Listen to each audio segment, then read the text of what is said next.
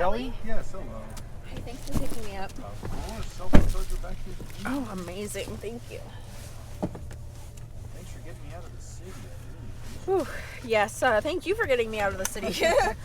I waited for a train for 3 trains until I was like, okay, I just gotta get an Uber at this point. I'm not fitting on the train for who knows how long. Full, right? Yeah. They're so full. Like, this is pointless. My back was starting to hurt from standing on the concrete. Oh, Get me sure. home. Yeah, I get it. Are you a north sider then, sounds like? Yes, yeah, I live in Uptown. Yeah, I'm up in Edgewater, so not Okay, yeah, much quieter up there. I quite like it. Yeah. I get you. You forget you're in the city. It's Mm-hmm. really, but if you want to be downtown, it's Yeah, it's like just usually hop on the red line and you're down there. yeah, I love it. Did you do anything fun here downtown for the festivities?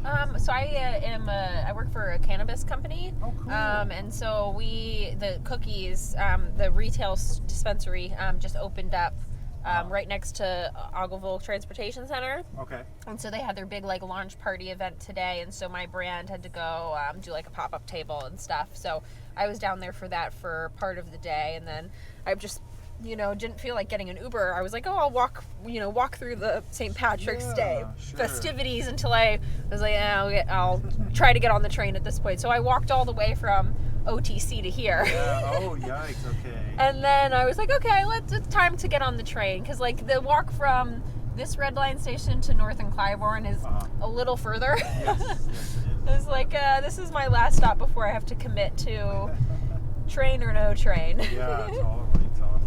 That's funny because I'm going to the dispensary after I drop you off. Oh, really? What's your go-to dispensary? D33? No, you know what? I go to Green Gate. Green Gate? Which is now Zen Leaf. Oh, it was Zen Leaf. Okay, yeah, cool. Because I'm really like equidistance between Dispensary 33 and Green Gate or Zen Leaf. Yeah. But I like the prices are better there. They do. I have a medical card, so it's discounts on Mondays there, which is nice. Yeah. And they have a parking lot, whereas like Green Gate, like good luck or Zen Leaf, or D33, good luck finding parking. Oh yeah, there's no parking at D33 at all. It's like no. Yeah. Oh, that's funny. Our product, we just launched our product actually in this state like 3 weeks ago. Mm-hmm. And so we actually just got into Zen Leaf. We'll be in Zen Leaf next week on the shelf. Oh, that's great. And you said it was an edible? No, we're a concentrate vape brand. Ooh, so okay. we do a live resin, high terpene extract vape cartridge. That's exactly the type I go for. Oh, awesome. Yeah, we'll have a few strains on the menu starting next week at Zen Leaf is when they get their order. Cool. What's the name of the company? Dabstract. Dabstract. I love that. Yeah, and then we're going to be introducing some dabs early summer, like around May. We do a full line of live resin concentrates. Yeah.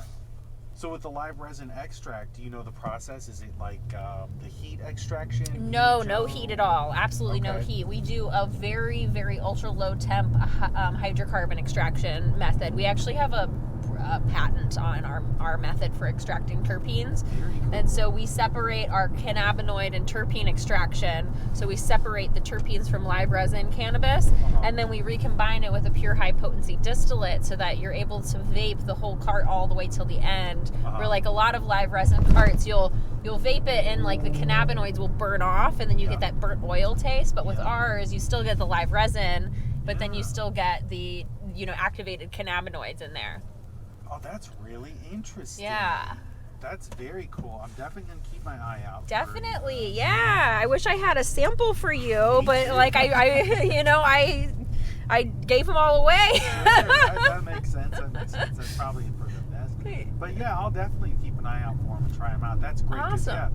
I'm very picky about how my extraction process is. I like to smoke like green flower. I'm from California. Oh yeah, So, yeah. I'm very Okay, picky. we're right up your alley then. So our founders are actually like legacy operators from Northern California. Oh, nice. So they've been doing Dabstract in like some form since before legalization happened in Washington. Yeah, So okay. they were like making some of the first cannabis concentrates like out of their garage back in like the early 2000s. Yeah. And then when Washington came online about 10 years ago, we were one of the first brands to come on in Washington. So we've been in Washington for 10 years. And just recently we're like, okay, we're going to expand to some new states. And so we just did Missouri in October, and then Michigan like 2 months ago. And then Illinois, we just been on the shelves for like 3 weeks now. Nice. That's great. And so that was something I was wondering, because obviously federal legality, which is on its way to being rescheduled, but it's not there yet. So when a company opens up in multiple states, do they have to open an office there, start growing in that Kind area? of. So it depends on the situation. So there's like verticals that you can do, where it's just like you own the grow, you own the processing, and you own the dispensaries, which is kind of like you know what Cresco does. They have a grow, they have a facility, and then they have their dispensaries.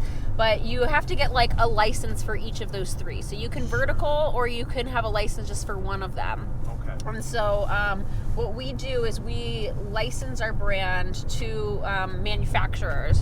So what, like in Missouri, for example, we like license with a manufacturer. We train them on our proprietary extraction method. Sure. So it has to be exactly how we say it is. Yeah. And then we get to pick the flower in the state. So we'll like work with some of the best growers. So we'll like, sometimes we'll get our flower from Vibe, or sometimes we'll get it from Amaze, but it just depends on what's available and what we're like, okay, this is good flower. Sometimes we've like turned it back. Like we've ordered stuff, they've given it to us, and we're like, that's not great, we're going to send it back. Sure. kind of thing. Sure. That's great. But in Illinois, what we're doing is we're partnering with Bedford Grow, because they have really great flour. Yeah. They're known for their good flour, so we're going to be using their flour to make our products. Yeah.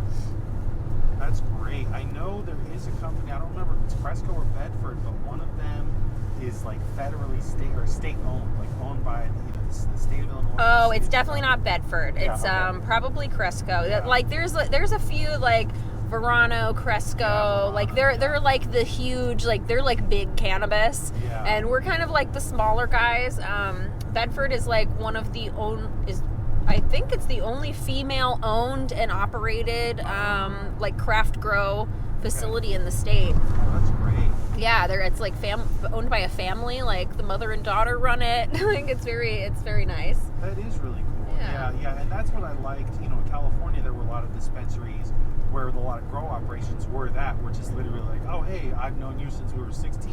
Yeah. And now you're professionally doing what we've been doing since I was 16. Uh-huh. So, Yeah. It's like, that's cool. This is a person, you grow that way, but to see that here in Illinois too happening, that's really cool. Yeah, it is really seemed cool. Like, it seemed like a lot of corporations were getting into the space because it was an investment opportunity. Yeah, it's a lot of corporate stuff going on right now. So we're really excited to partner with Bedford, because we wanted to do like a family operator, because especially our brand is a family operation. Like the two guys that started, they're brothers, and two brothers like just growing weed in Northern California and extracting it, and now we're in 5 states, I think. So it's grown quite a bit.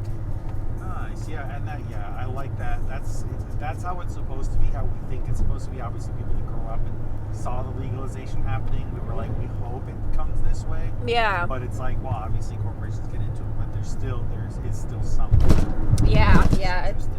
It's definitely, there's a lot of barriers to entry, because there's so much money in weed now. Like, we'll go to events and we can't throw down like some of these other brands. Like, they're giving away sweatshirts, and we're like, oh my God, sweatshirts are like $30 a piece. Like, how do we afford giving away that? Like, Right. where these other brands, they don't even bat an eye at it. Yeah. No, you're absolutely right, because they're like, oh, well, we're a wing of the Yeah. tobacco lobby and the tobacco corporations that are now getting into weed, so they've got the money to throw away in that way. Yeah, you're Yep. absolutely right. So it's like, how do you compete? Exactly. Yeah, There's that's actually Good Day Farms in Missouri is owned by Walmart. Oh, wow. Yeah, and so we went to like a corporate, like a brand party for everybody that like sells weed in the state of Missouri, and they were the sponsors of the party, and they spared absolutely no expense. We were like, they spent a lot of money on this party, like probably $50,000. Like, this is crazy. We wouldn't need, like, that's like our entire marketing budget for the whole year. Like, Well, they save a lot of money not paying their employees. So yeah, of course that's true. Yep. Very true. Yeah. Wow, I had no idea. Yeah, it's a weird industry to be in. Yes, yeah, because of exactly that. I'm sure you really never know. That's what I liked about, like, weed was always that thing where you're like, oh, this person I work with smokes weed, that person I didn't know. Yeah. And now you got the business end of it. Like, who knew Walmart was like owning grow operations and dispensaries? Yep, Like, they do. that's Yep. the whole I mean, thing. like, it's like kind of separate from, but they own a lot of stuff. and that's the thing I showed us with my daughter. She's 10, and we're talking corporations and businesses, and I showed her, like, here's the map of all the businesses that own everything you eat. Like, it's actually just 7 companies. Oh, right? It's nuts. Yeah, so I'm sure the same thing is going to happen with weed, with dispensaries. It is. A lot of it's going to be like, well, here's this. They all just get bought up by conglomerates. And It's unfortunate. Yep. So we're trying to be like the little guy that, hopefully people end up liking. And yeah. And hopefully it goes that way. Like I said, I'm going to keep an eye out for the product. Awesome. Yes, Dabstract. Dabstract.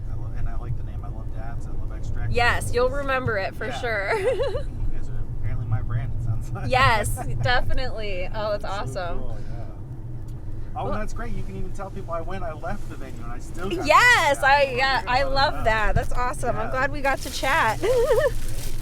Anywhere on the right here is perfect.